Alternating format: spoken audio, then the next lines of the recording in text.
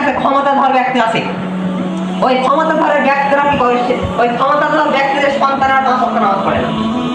এই কথা কি ভুল বললাম? আর আমি আসছি প্রতিনিধিত্ব করতে, আমি প্রতিনিধিত্ব করছি, কিন্তু আমার পরিবার আমার কথা মানছে না। তাহলে সমাজ আমার কথা মানবে?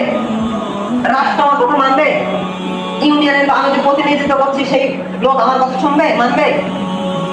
দেখেন যে আমি প্রতিনিধিত্ব করছি এখানে, যে আমি পরিবারের অভিভাবক, এখানে মহিলা সভাপতি বলেন, মোড়ল মাতা বলেন, যেই বলেন না কেন, দেখছি তো অনেকের ছেলে মেয়ে কি করে 5 ওয়াক্ত নামাজ পড়ে না। আর আমি মহিলা সভাপতি, আমি মহিলা ক্যাশিয়ার, আমি মহিলা কি বিভিন্ন পদের উপরে নিয়োজিত আছি, কিন্তু বলছি না আমার পরিবার, আমার স্ত্রী, আমার ছেলে মেয়ে নামাজ পড়ছে না।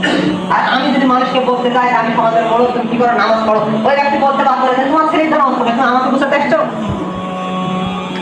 মুখ ভাঙানো হয়, সে বলবে যে আপনি মহিলা সভাপতি করছেন তো কি হয়েছে, আপনার ছেলেকেই তো নামাজি করতে পারেন, আপনি আমাকে কি করবেন?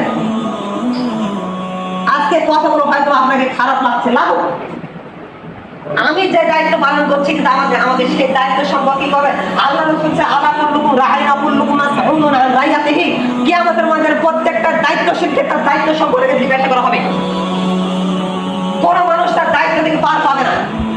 প্রথমত একজন গার্জিয়ানের দায়িত্ব তার পরিবার সম্পর্কে, পরিবারের লোককে আমি নামাজি করতে পারছে না, আমি মহিলাকে যে পদ নিয়ে বসে আছি, আমার ছেলে মেয়ে নামাজ পড়ে না, আমার স্ত্রী নামাজ পড়ে না, আর সমাজের লোক আমার কথা শুনবে, মহিলার লোক আমার কথা শুনবে?